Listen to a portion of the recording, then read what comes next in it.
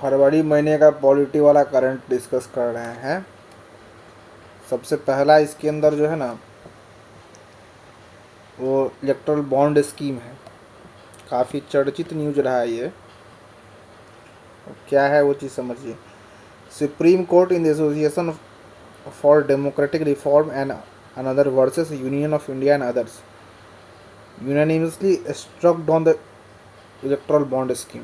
ठीक है, अभी आपका ये जो इलेक्ट्रल बॉन्ड स्कीम था इसको सुप्रीम कोर्ट ने क्या किया, स्ट्रक डाउन कर दिया भाई साहब। ठीक है, अब यहाँ पे इलेक्ट्रल बॉन्ड क्या है, थोड़ा सा इसमें इकोनॉमिक वाला एस्पेक्ट भी है और थोड़ा सा पॉलिटी वाला भी चीज़ देखते हैं इसके अंदर। तो बेसिकली देखिए ये क्या है कि आपको इसका पर्पस ये था कि पॉलिटिकल पार्टीज को डोनेशन देना है। तो ऐसा नहीं है कि इससे पहले डोनेशन नहीं देते थे, पहले भी देते थे।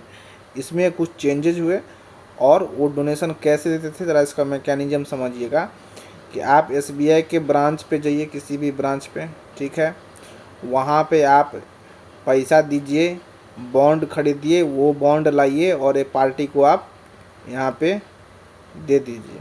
ठीक है, अब इशू क्या है इसके अंदर समझिए। इशू ये हो गया इसमें कि कोई कैपिंग नहीं था इसके ऊपर कि कितना खरीदना है। दूसरा बात, जो कॉरपोरेशन या कंपनी खरीद रही थी, ठीक है, वो एनोनिमस था, यहाँ पे उसका नाम वगैरह कुछ डिक्लेयर नहीं था। तीसरा बात था इस कॉरपोरेशन का जो बैलेंस शीट था उसके ऊपर सिर्फ और सिर्फ टोटल कितना इसने सब्सक्राइब किया ना, ये चीज़ था। उसमें पर्टिकुलर्स नहीं था, पर्टिकुलर्स नहीं था उसके ऊपर किस पार्टी को कितना फंड दिया। ठीक है, ये सब बातें को सुप्रीम कोर्ट ने हाईलाइट करते हुए बताया है कि ये तो भाई साहब आपका राइट टू इन्फॉर्मेशन को ही, जो आपका आरटीआई है ना, राइट टू इन्फॉर्मेशन, इसको वायलेट कर रहा है। और आपको पता है कि जो राइट टू इन्फॉर्मेशन है वो एक इंटीग्रल पार्ट है किसका, आर्टिकल 21 में जाइएगा ना आप, आर्टिकल 21 में जाइए आप, या फिर आप जाइए आर्टिकल 19(1)(a) जिसमें फ्रीडम ऑफ स्पीच और एक्सप्रेशन है। तो कब फ्रीडम ऑफ एक्सप्रेशन सही रूप से व्यक्त होगा, जब आपको इन्फॉर्मेशन मिलेगा तभी तो व्यक्त कीजिएगा, है ना। तो उसके लिए उसके अगेंस्ट जाएगा ना ये चीज़ जी, जब आपको पता ही नहीं है कि भाई इन्फॉर्मेशन पता ही नहीं है कि किसने ख़रीदा, कितना ख़रीदा, किसको दिया, कैसे दिया, ये चीज़ जब आप नहीं है तो बिल्कुल ही आरटीआई के खिलाफ है। आरटीआई के खिलाफ है तो सेक्शन 19(1) आर्टिकल 19(1) के खिलाफ है। अब इसमें आप पॉजिटिव वाला सोचिए ना कि भाई साहब फिर तो पॉलिटिकल एफिलिएशन, अगर आप मान लीजिए स्टॉक डाउन कर दिए तो हम कोई बोलेगा ना कि मेरा जो पॉलिटिकल एफिलिएशन है, मेरा एफिलिएशन किसी के साथ है, मैं इस पार्टी को पसंद करता हूँ, उस पार्टी को पसंद करता हूँ, तो फिर वो उसके अगेंस्ट चला गया। ये चीज़ स्टॉक डाउन करने से नहीं गया, क्योंकि देखिए कैपिंग नहीं होने से आप सिर्फ पॉलिटिकल की पार्टी को फेवर ही नहीं कर सकते हैं, आप उसकी पॉलिसी को भी इम्पैक्ट कर सकते हैं, उसको चेंज करने की कोशिश कर सकते हैं अधिक से अधिक पैसा लगा के। तो ये सब ऐसे मुद्दे थे जिसके ऊपर सुप्रीम कोर्ट ने जजमेंट दिया और बताया कि भाई साहब ये अनकॉन्स्टिट्यूशनल है, ख़त्म करो इसको। तो पहले जो आपका डोनेशन होता था, इससे पहले जो आपका डोनेशन था, ठीक है, वो कैसे वर्क कर रहा था वो देखिए।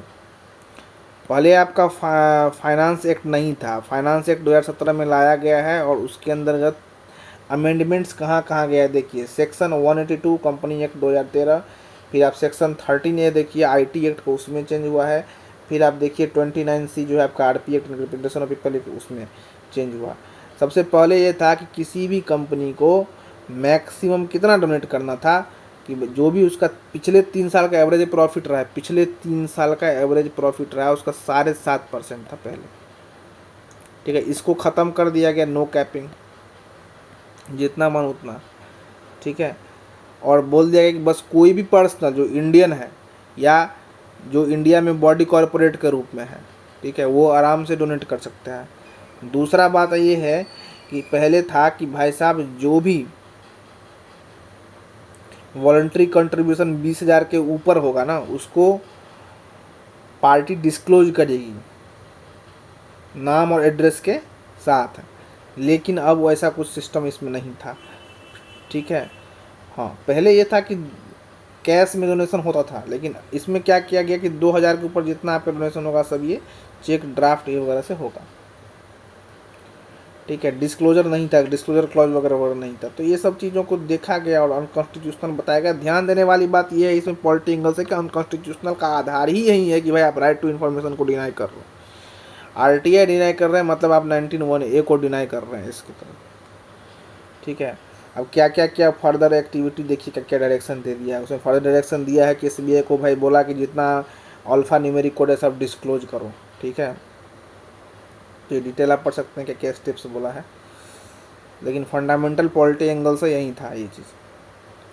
अगला जो आप देख लीजिए अभी जो है वो न्यूज़ है वो कि सुप्रीम कोर्ट को 75 साल हो गए, तो इसके अंदर क्या न्यूज बन रहा है। 75 साल हो गए तो सुप्रीम कोर्ट कैसे कैसे बन रहा है, क्या प्रोविज़न है, क्या आर्टिकल है उसके तरफ, वो सब चीज़ें तो सब देख लीजिए यहीं पे कि सुप्रीम कोर्ट का कौन सा आर्टिकल है अपना। आर्टिकल 124 से 147 124(1) में क्या है। 124(1) में है कि भाई supreme court must have chief justice of India, है ना। एडिशनल जज कितने होने चाहिए, 7 होने चाहिए। पार्लियामेंट इसको बढ़ा सकता है, आज के डेट में बढ़ा के कितना कर दिया, 33 एडिशनल जज कर दिया है। फंक्शन है ना सुप्रीम कोर्ट का, स्टैटिक पोर्शन देखिए क्या फंक्शन है।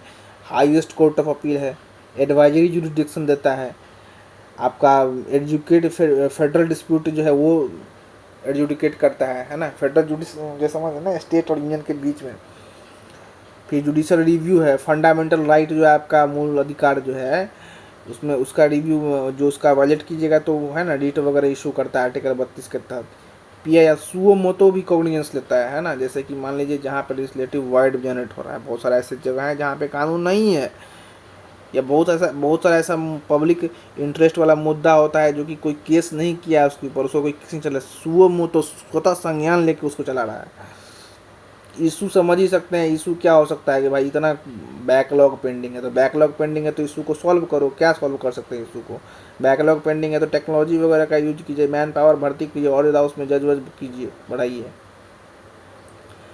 कुछ इशू है जैसे कि आप रिक्रूटमेंट संबंधित इशू ये होता है कि एक फेवरेटिज्म है ना, क्लोज सर्कल है ना जी, कॉलेजियम सिस्टम है, रिकमेंडेशन के ऊपर काम करता है जज का सिलेक्शन। जब रिकमेंडेशन का ऊपर काम कर रहा है तो फेवरेटिज्म का चांस तो बन रहा है जी, जान पहचान ही बनेगा हाई कोर्ट सुप्रीम कोर्ट का जज। ठीक है, कॉन्फ्लिक्ट तो खैर होता ही है, शुरू से ही देख रहे हैं जुडिशियरी और एग्जीक्यूटिव के बीच में। अब एक और इसमें मुद्दा आ रहा है कि जो भी पार्लियामेंट्री स्टैंडिंग कमेटी जो है एक बोला है कि सरकार ने उसका रिपोर्ट एक्सेप्ट किया, रिकमेंडेशन क्या चीज़ का रिकमेंडेशन दिया था, रीजनल कमेटी का, रीजनल सुप्रीम कोर्ट खोलना है, सुप्रीम कोर्ट का रीजनल ब्रांच खोल देना है। तो ये ऐसा नहीं है कि पहली बार हुआ है, पहले भी ऐसा हुआ है। आप देखिए 95th रिपोर्ट आया था जब लॉ कमीशन का, तो वहाँ भी सजेस्ट किया, 125वें रिपोर्ट में सजेस्ट किया है। फिर आपका देख लीजिए कि ये जो 229वां रिपोर्ट है उसमें भी सजेस्ट किया। सबसे पहले बोला था कि कम से कम 2 खोलिए, फिर 4 की बात होने लगी, हर डायरेक्शन में रीजनल ब्रांच होना चाहिए। ठीक है, तो रीजनल ब्रांच जो होगा तो समझ लीजिए क्यों हो रहा है, क्यों ये रीजनल ब्रांच की चर्चा कर रहे हैं। रीजनल ब्रांच का क्या हो सकता है भाई, सोचिए ना आप। सीधी बात ये है कि हम एक्सेसिबिलिटी को बढ़ा देंगे, एक्सेसिबिलिटी को बढ़ा देंगे, यही ना होगा कि भाई साहब आप सबको कोई मणिपुर का में बैठा हुआ बंदा है वो थोड़े अब दिल्ली रोज़ रोज़ आएगा जाएगा, तो वहाँ पे वो ईस्ट में रहेगा, कलकत्ता रहेगा, तो कम से कम वो तो जाएगा तो वहाँ पे उसको सुविधा थोड़ा सा मिलेगा, है ना। वैसे भी कॉन्स्टिट्यूशन में आर्टिकल 39A हम लोग इंसर्ट करके रखे हैं कि भाई साहब आपको सबको बराबर अपॉर्चुनिटी मिले लीगल सर्विस का, जिसके तहत नालसा वगैरह भी कॉन्स्टिट्यूट किए हम लोग बाद में, तो फैसिलिटेट करेगा इस बात को। उसके बाद देखिए यही चीज़ है कि ज्योग्राफिकल बाइज वो कम रहेगा। सुप्रीम कोर्ट का जैसे ही रीजनल कोर्ट खोलिएगा तो सुप्रीम कोर्ट का बाइज कम होगा। और रीजनल कोर्ट इस तरह से खोलना है कि भाई रीजनल कोर्ट का काम रहेगा खाली अपीलेट वाला काम करना, और दिल्ली में जो बैठा रहेगा वो खाली कॉन्स्टिट्यूशनल केसेस को डील करेगा। तो लेकिन इशूज यहाँ पे जनरेट हो जाएगा, इसमें भी इशूज है कि भाई आप मान लीजिए दिल्ली में बोलिए कॉन्स्टिट्यूशनल केसेस, डिसाइड कैसे कीजिएगा केस कॉन्स्टिट्यूशनल है कि नॉन कॉन्स्टिट्यूशनल है, ये भी एक इशू है ना। तो ये एक समस्या है। दूसरा बात है कि रीजनल जैसे कोर्ट खोलिएगा तो भाई साहब रीजनल कोर्ट में आपका जो सब कोर्ट का सेम मैटर में हो सकता है कि डिफरेंट व्यूज आए, डिफरेंट जजमेंट आ जाए, तो वहाँ से भी एक जो क्रेडिबिलिटी का इशू हो जाएगा ना जी। यूनिट आज सुप्रीम कोर्ट हम बोल रहे हैं कि यूनिटरी, मान तो नहीं कि भाई एक ही सुप्रीम कोर्ट है, 4-4 5-5 सुप्रीम कोर्ट रहेगा तो हो सकता है कि फिर वो क्रेडिबिलिटी वाला इशू आ जाए। क्योंकि एक ही मैटर में 5 तरह का जजमेंट हो सकता है। तो ये सब इशू है। वे फॉरवर्ड कुछ सजेस्ट कर सकता है इसमें कि क्या कर सकते हैं कि ई कोर्ट वगैरह को बढ़ावा दीजिए, वर्चुअल हियरिंग खूब कराइए ताकि केस का लोड कम हो जाए। ठीक है, और ये जो आपका जियोग्राफिकल जो फैक्टर आ रहा है लीगल सर्विस में हर्डल बन रहा है, समस्या बन रहा है, तो इसको भी कम कर सकते हैं आप ई कोर्ट रजिस्टर करके, वर्चुअल हियरिंग करा के डिस्टेंस से अपियर करवाइए। दूसरा चीज़ जो है फैक्टर आपका नालसा वाला भी आया है न्यूज में। कि नालसा वाला क्या न्यूज में है देख लीजिए कि लीगल एड जो हम प्रोवाइड कर रहे हैं ना लीगल सर्विस अथॉरिटी एक्ट के तहत, उसका रिव्यू किया गया है। कौन रिव्यू किया है? तो स्टैंडिंग कमेटी जो है आपका संसद का है वो उसने रिव्यू किया है। ठीक है, अब ये आप समझ सकते हैं कैसे हमने लीगल एड मूवमेंट कैसे चला है। समझ लीजिए आप 60 से चलते चलते अभी भी चल ही रहा है। हम और भी चाहते हैं कि भाई, और चाहेंगे क्योंकि ये तो प्रोसेस है लीगल सर्विस, तो और बेटर से बेटर हो सके। तो हिस्ट्री देख लीजिए, 60 से शुरू हुआ गाइडलाइन, फिर आप 78 में आर्टिकल 39 लेके आ जाते हैं, 80 में आप कमेटी बना रहे हैं, 87 में आप एक लीगल अथॉरिटी एक्ट लेजिस्लेशन लेके आ जाते हैं, फिर एपेक्स बॉडी ला रहे हैं नालसा आप 1995 में, 98 में आप एक क्या कहते हैं कॉन्टिन्यूस लोक अदालत लेके आ गए, 2008 में जो है प्रोग्राम से स्कीम्स लेके आ रहे हैं क्या चीज़ का, लिटरेसी का, लीगल लिटरेसी का। तो ये सब तो अच्छा ही काम हो रहा है। अब एपेक्स बॉडी क्या काम करेगा? अगर नालसा के बारे में, तो एपेक्स बॉडी क्या काम करेगा? सुपरविजन का काम करता है, मॉनिटरिंग का काम करता है, कोई भी एपेक्स बॉडी रहेगा। फाइनेंस में देख लीजिए RBI SEBI सब क्या कर रहा है, मॉनिटरिंग का ही काम करना है, तो वही मॉनिटरिंग काम करेगा, ये भी नालसा कर रहा होगा। तो वही वाली बातें हैं चर्चित। अब देख लीजिए क्या क्या फंक्शन हो सकता है, तो वही करेगा, लीगल एड रजिस्ट्रेशन को प्रमोट कराएगा। ठीक है, PIL पार्टिसिपेशन, चलो भाई और PIL करो। उसके बाद देखो आप लोक अदालत वगैरह का मेडिसन लीगल अवेयरनेस बढ़ाएगा, ऑल्टरनेट जो रिजोल्यूशन मेथड्स हैं वो सब को प्रमोट करेगा। अब इशू क्या होगा इसमें? इशू होगा भाई मैन पावर लेवल पे इशू होगा, फंडिंग का इशू होगा। देख लीजिए आप, अवेयरनेस नहीं होगा लोगों में ये चीज़ों को लेके। ठीक है, आप देख लीजिए डेटा भी दिया हुआ है कि भाई साहब शायद पर कैपिटा 0.75 कहीं पे लिखा था कि पर कैपिटा 0.75 रुपीज़ खर्च हो रहा है। तो इशू तो है, तो क्या कीजिएगा, बजट थोड़े बढ़ा देंगे 10%, वही कीजिए, थोड़ा सा बीच का समस्या लेके आइए, जैसे कि अग्निवीर टाइप का सॉल्यूशन, न्याय बंधु ले आइए, टेली लॉ सर्विस ले आइए, टेली मेडिसिन की तरह। देख लीजिए आप, है ना। अब क्या कहते हैं, पैरा मेडिकल स्टाफ होता था तो पैरा लीगल स्टाफ लेके आ जाइए, इस तरफ का कुछ बीच का जुगाड़ लेके आइए ताकि आपका लीगल एड और प्रमोट हो जाए। उसके बाद एक न्यूज़ है आर्टिकल 142, बहुत अच्छा न्यूज़ है ये। आर्टिकल 142 जो है आप समझ रहे हैं ना, कंप्लीट जस्टिस की बात करती है। क्यों हम कंप्लीट जस्टिस की बात करते हैं कि बहुत सारा ऐसा जगह होता है जहाँ पे कानून नहीं बना हुआ है। आप एग्जाम्पल देख लीजिए, यहाँ पे हाईलाइट भी किया गया है विशाखा गाइडलाइन। जिस एक समय था जिसमें कि वर्क प्लेस पे सेक्सुअल हरासमेंट को लेके कोई कानून नहीं था, है ना। वर्क प्लेस पे सेक्सुअल हरासमेंट को लेके कानून नहीं था।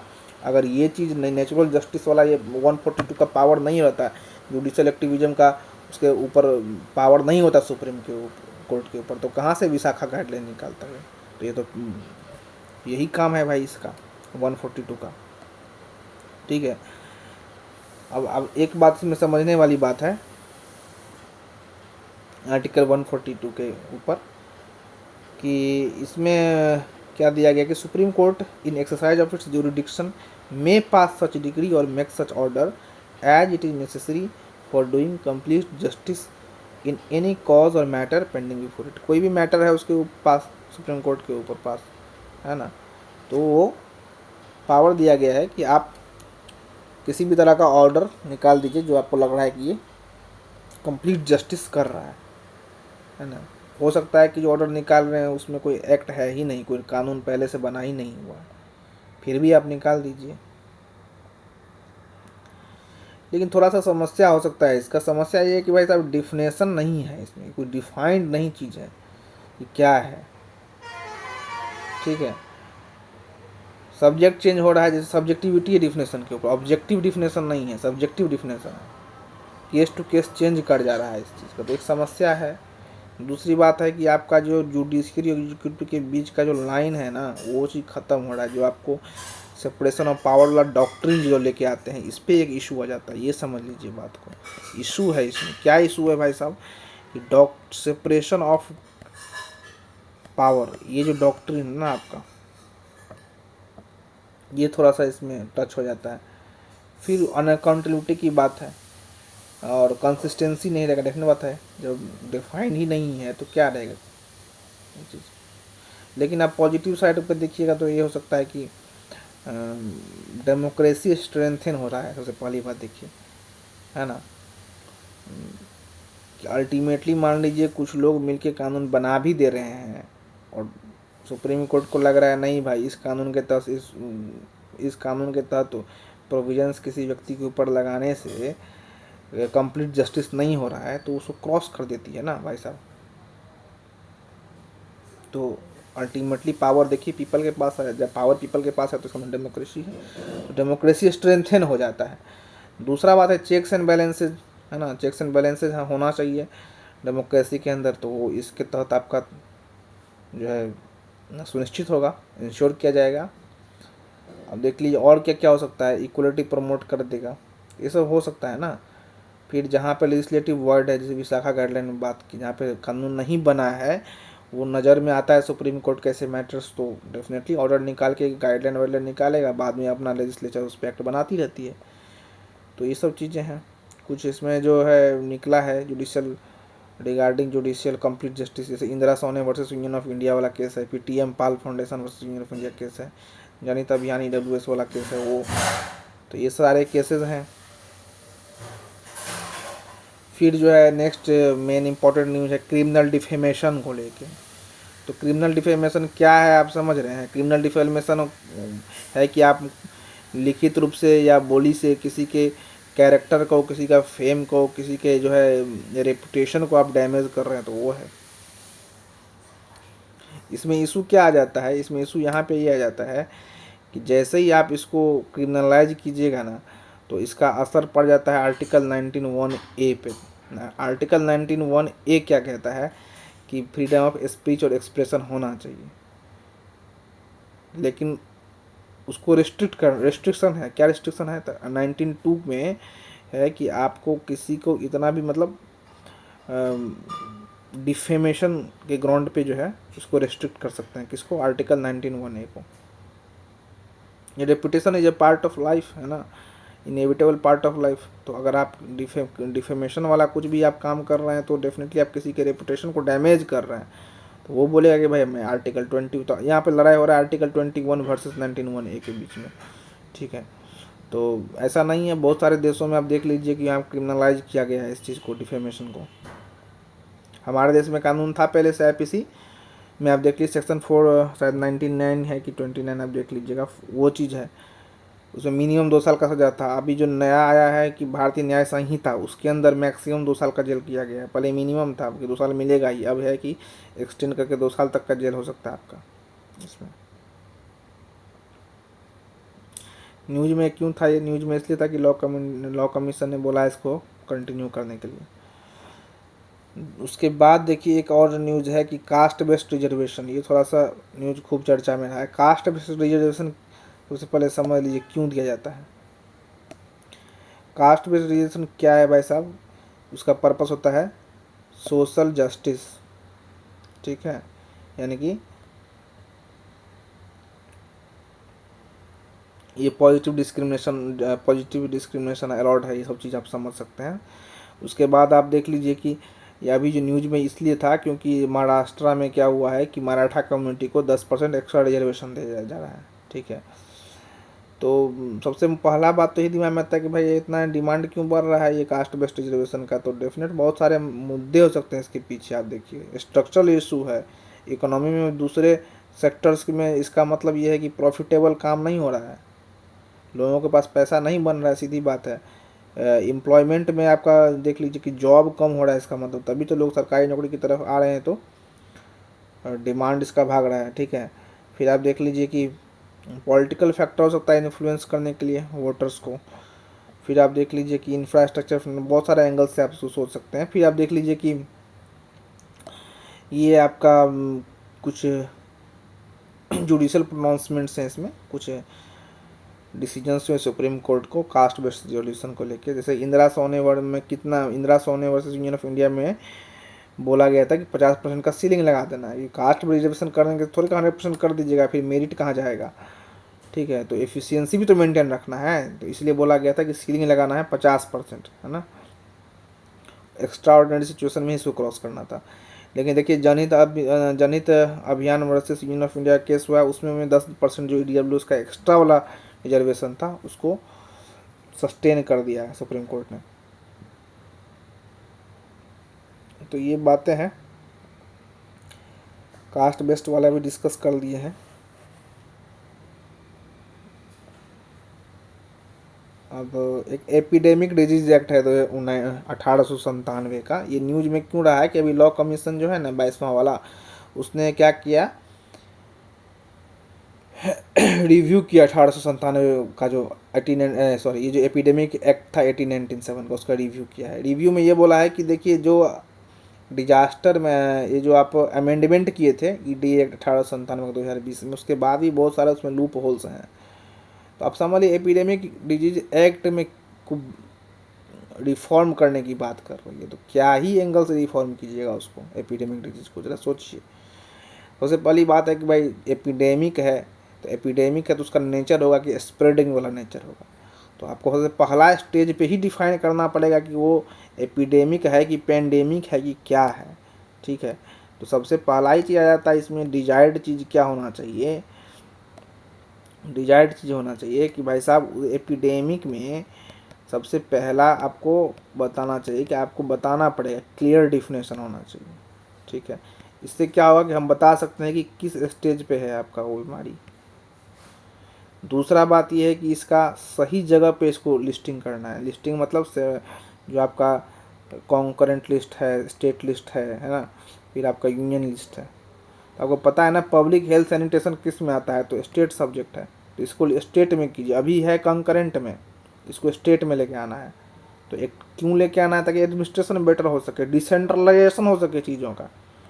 समझ में आया ना कि फिर स्टेट को भी डायरेक्शन दिया जाए कि भाई साहब आप इसको फर्दर डिसेंट्रलाइज करके आप डिस्ट्रिक्ट लेवल पे आइए इसको मॉनिटरिंग करने के लिए। अब मान लीजिए कि जब स्प्रेड किया, स्प्रेड करते करते ऐसा हुआ कि मान लीजिए